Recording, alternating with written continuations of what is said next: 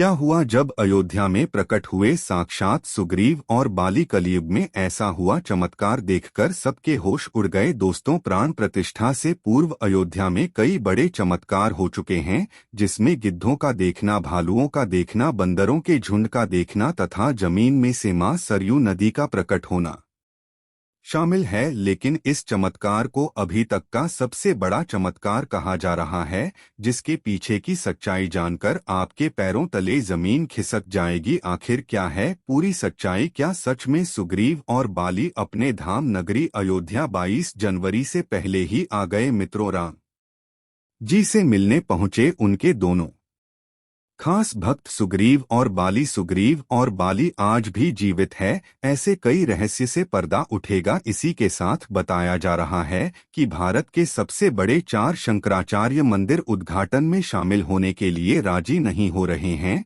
वहीं पर शंकराचार्य बता रहे हैं कि मंदिर अभी पूरी तरीके से तैयार नहीं हुआ है और इसी के साथ बताया जा रहा है मंदिर में भारत का सबसे बड़ा दिया पहुंच चुका है और वही गुजरात के बड़ोदरा से 108 फीट लंबी अगरबत्ती भी पहुंच चुकी है, जिसका वजन 3500 किलोग्राम है। उसी के साथ राम भक्तों ने 21 क्विंटल का घंटा भी मंदिर में पहुंचा दिया है। वहीं मंदिर के यज्ञ के लिए राजस्थान से 150 किलो देसी गाय का घी भी मंदिर में पहुंच गया है। वहीं पर नेपाल के जनकपुर से अयोध्या के लिए एक साथ 500 से ज्यादा टोकरी में उपहार बांधकर जनकपुर वासी अयोध्या ला रहे हैं। वहीं आपने देखा होगा राम भक्त अपने प्रभु श्री राम के लिए कोई सोने का तीर कमान भेज रहा है, तो कोई खड़ा हो तो बस्तर भेज रहा है। आज की इसी वीडियो में शुरुआत करने से पहले अगर आप एक सच्चे सनातनी हिंदू हैं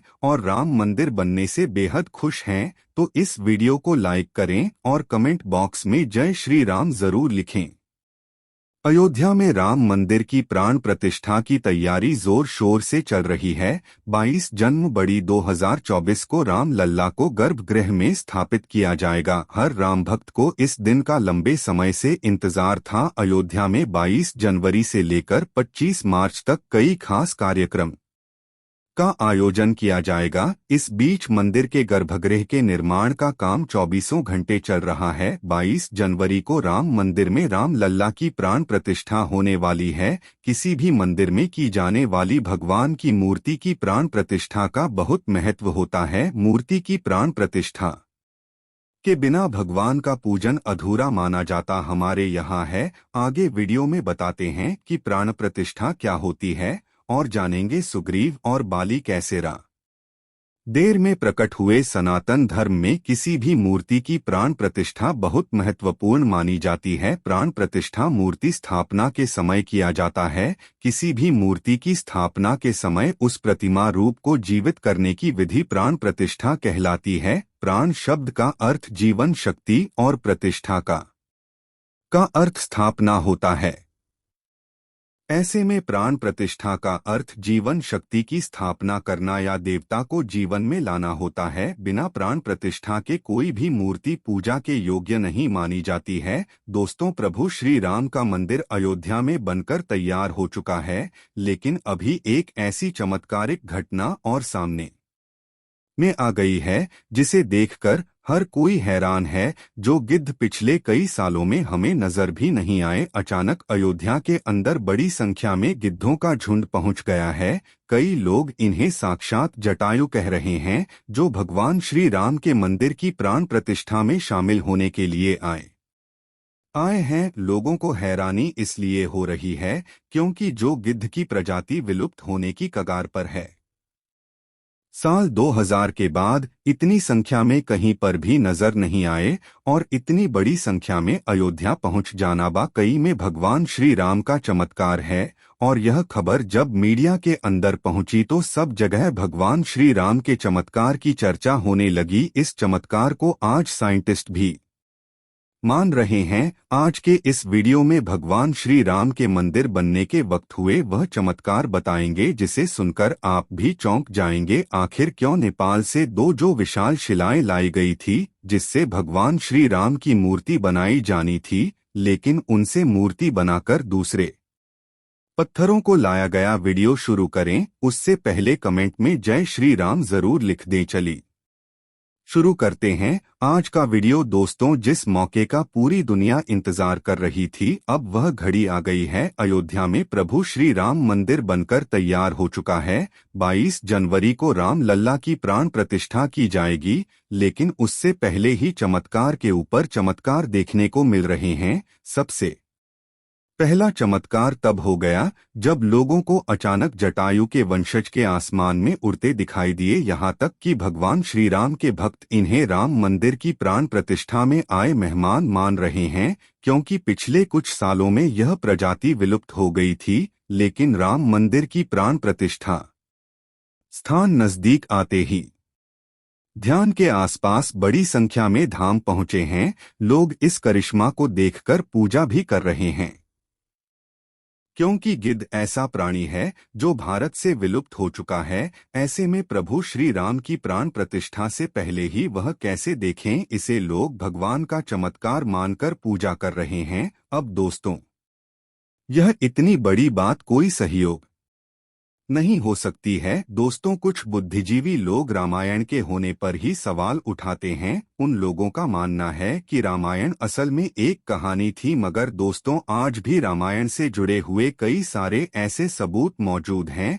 जो हर किसी को मानने के लिए मजबूर कर रहे हैं। भगवान राम ने जो पुल बनाया था लंका जाने के लिए, वह आज भी मौजूद है। उसे वैज्ञानिकों ने भी माना है। वैज्ञानिकों ने उसे देखकर कह दिया कि यह कोई प्राकृतिक नहीं है, बल्कि यह इंसानों द्वारा बनाया गया पुल है। और जिस जगह पर वह पुल बनाया गया था, वह आज भी उसी जगह पर मौजूद है। उस समय भगवान श्री राम ने अपनी चमत्कार से पत्थर को पानी के अंदर तैर दिया था, और उन तैरते हुए पत्थरों पर कदम रखकर वानर सेना लंका में गई थी। दूसरा सबसे बड़ा सबूत रावण खुद की लंका है। रावण की लंका आज भी मौजूद है, और यह चमत्कार भी बहुत बड़ा सबूत है। जटायु गिद्ध प्रजाति से ताल्लुक रखते थे, वहीं जटायु भगवान श्री राम के परम भक्त थे। दोस्तों, जटायु और भगवान श्री राम के बारे में रामायण में भी कई बार हमें जिक्र मिलता है।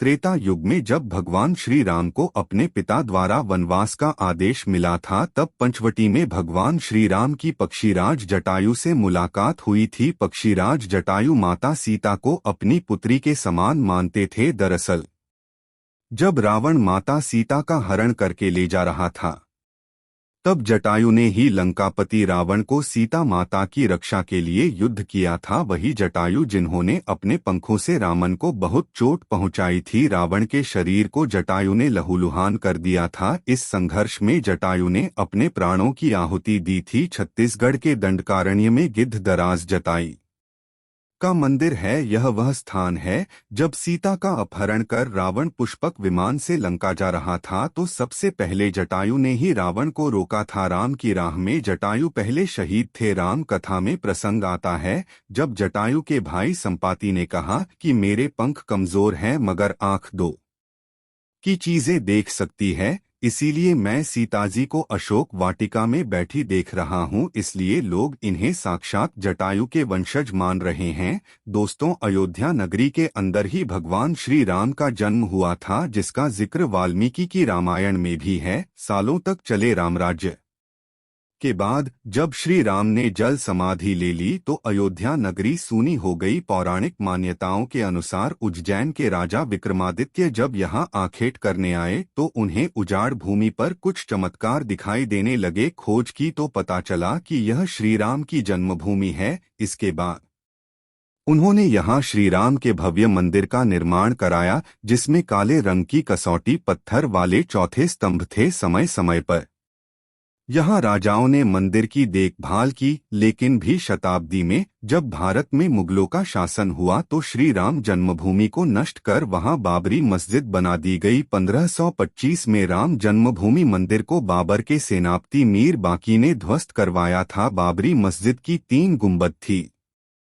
जिसके बाहरी हिस्से में एक चबूतरे में श्री राम के बाल स्वरूप की पूजा होती थी। इसे राम चबूतरा कहते थे। लेकिन 1950 में बाबरी मस्जिद के मुख्य गुंबद के ठीक नीचे वही मूर्ति निकली जो सदियों से राम चबूतरे पर विराजमान थी। बाबरी मस्जिद और राम जन्मभूमि मंदिर पर सालों चले विवाद के बाद आखिरकार श्रीराम की अपनी जन्मस्थली पर प्राण प्रतिष्ठा हो रही है।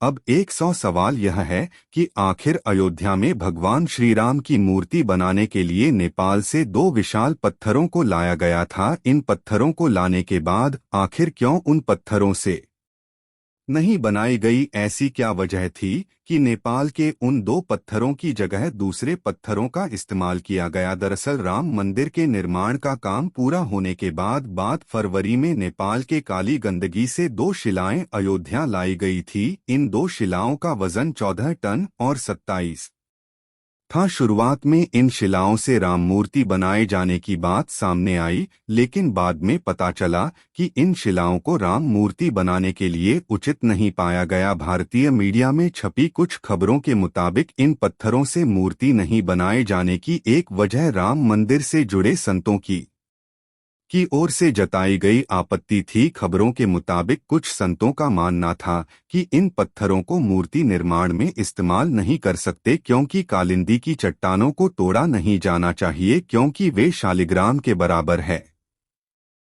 हालांकि अयोध्या पहुंचे नेपाली प्रतिनिधियों के मुताबिक इन शिलाओं की तकनीकी जांच के बाद मूर्तिकारों ने कहा कि ऐसी शिला से मूर्ति तराशना संभव नहीं है। इसके बाद दूसरे पत्थरों से मूर्तियां बनाई गई। नेपाली प्रतिनिधियों के मुताबिक 27 टन वजनी शिला पर मूर्ति तराशने की कोशिश की गई थी क्योंकि 74 टन वजनी शिला को शाली माना गया, लेकिन 27 टन वाली शिला भी उपयुक्त न पाए जाने के बाद दोनों शिलाओं को राम मंदिर निर्माण स्थल के पास रखा गया है। भारतीय मीडिया के मुताबिक राम मंदिर के गर्भगृह में रखने के लिए देश के अलग अलग जगहों से लाए गए पत्थरों से 3 मूर्तियां बनाई गई है। इनमें से सबसे अच्छी मूर्ति का चयन कर उसे गर्भगृह में स्थापित किया जाएगा। दोस्तों, अयोध्या में दुनिया का सबसे बड़ा विशाल मंदिर बन रहा है। लोग बेसब्री से इंतजार कर रहे हैं। राम मंदिर के लिए कुल 68 एकड़ जमीन है जिसे 2